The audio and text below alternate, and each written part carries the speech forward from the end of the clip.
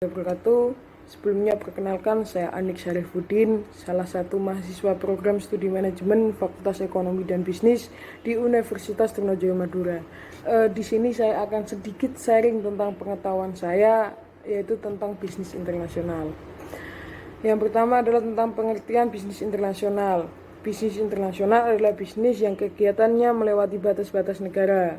Definisi ini tidak hanya termasuk perdagangan internasional dan pemanufakturan di luar negeri saja, tetapi juga industri jasa yang berkembang di bidang-bidang seperti transportasi, pariwisata, perbankan, periklanan, konstruksi, perdagangan eceran, perdagangan besar, dan komunikasi massa. Selanjutnya ada tahapan-tahapan memasuki bisnis internasional. Tahapan yang pertama adalah ekspor insidentil. Ini merupakan tahap yang paling awal yang harus dilakukan oleh perusahaan untuk memasuki bisnis internasional. Yang kedua ada ekspor aktif, yang mana pada tahap ini perusahaan negeri sendiri mulai aktif untuk melaksanakan manajemen atas transaksi tersebut. Yang ketiga ada penjualan lisensi. Maksud dari penjualan lisensi ini adalah negara pendatang menjual lisensi.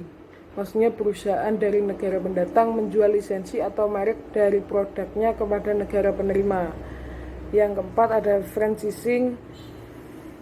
Tahap ini merupakan tahap yang lebih aktif lagi, yaitu perusahaan di suatu negara menjual tidak hanya lisensi atau merek dagangannya saja, akan tetapi perusahaan menjual secara lengkap dengan segala atributnya, termasuk peralatan, proses produksi, resep-resep campuran proses produksi, dan lain-lain.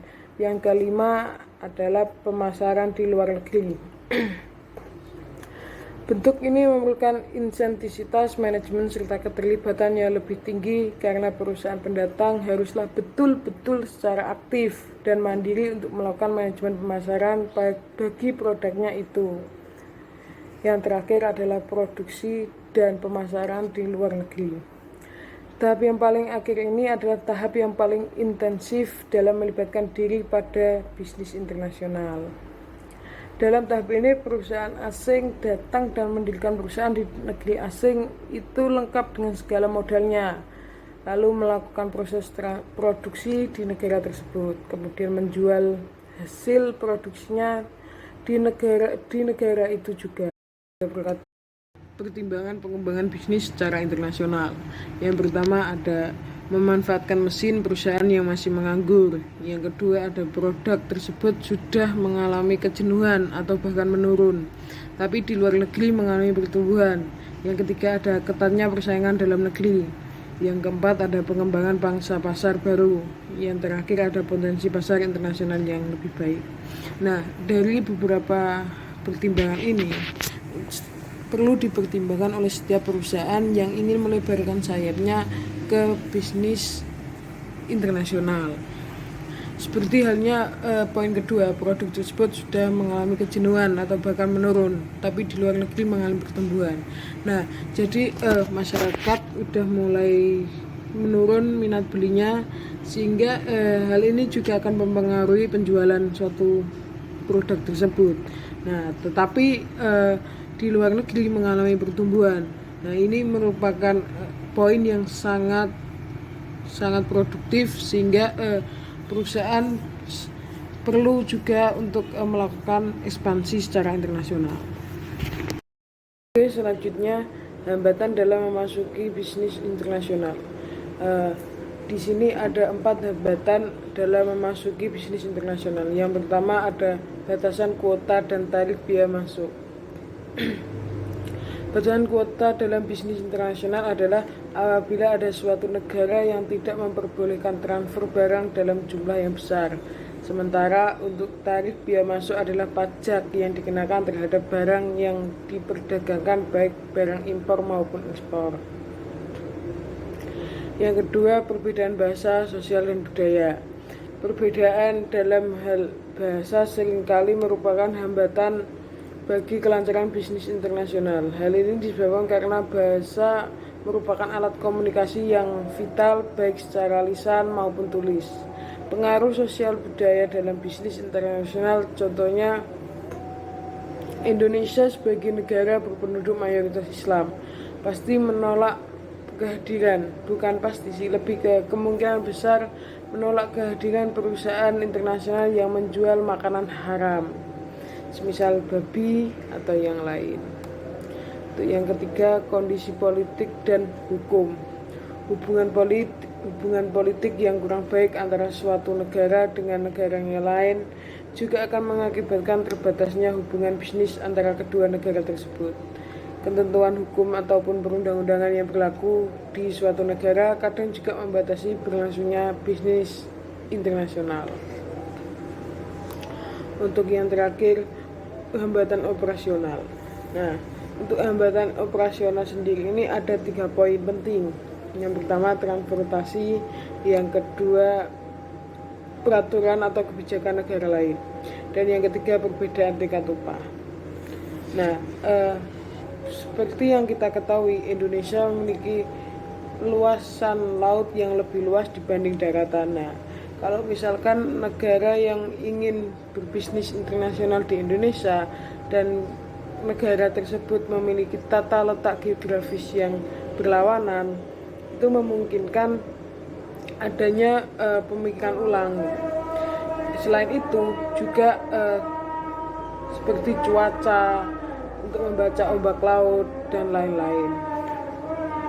Untuk poin kedua, peraturan atau kebijakan negara lain.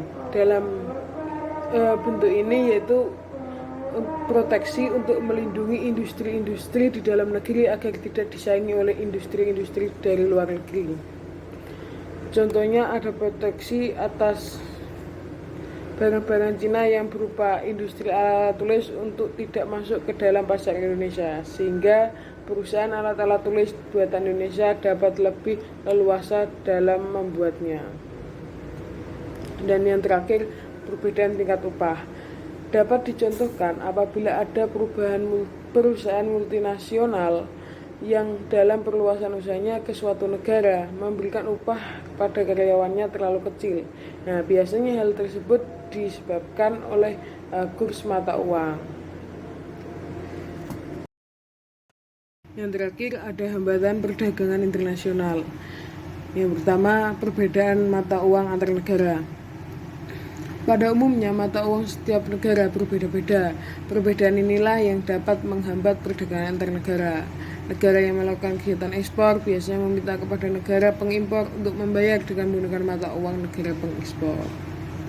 Dan yang kedua, kualitas sumber daya yang rendah. Rendahnya kualitas tenaga kerja dapat menghambat perdagangan internasional. Mengapa kok bisa begitu? Karena jika sumber daya manusia rendah, maka kualitas dari hasil produksi akan rendah pula.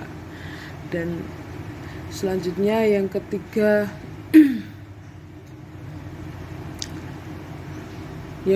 ada pembayaran antar negara.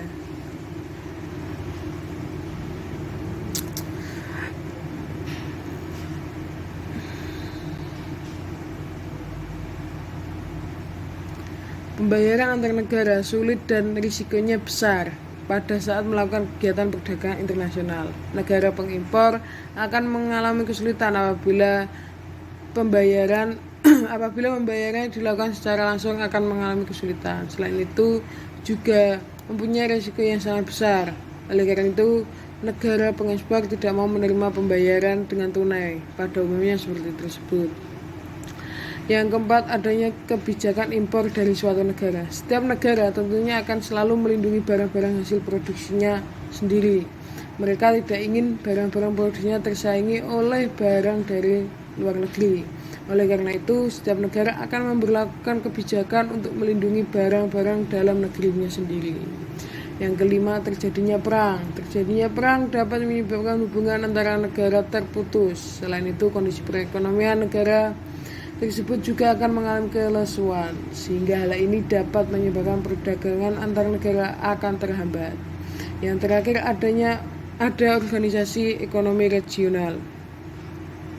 Biasanya dalam suatu wilayah regional terdapat organisasi ekonomi. Tujuan organisasi tersebut untuk memajukan perekonomian negara-negara anggotanya. Kebijakan tersebut, kebijakan tersebut, peraturan yang dikeluarkannya pun hanya untuk kepentingan negara-negara tersebut, maksudnya negara-negara yang menjadi anggotanya tersebut. Mungkin itu saja materi yang dapat saya sampaikan tentang bisnis internasional. Atas waktunya saya ucapkan terima kasih kepada semuanya yang telah menonton video ini. Semoga bermanfaat dan berkah. Amin. Amin ya rabbal alamin. Wassalamualaikum warahmatullahi wabarakatuh.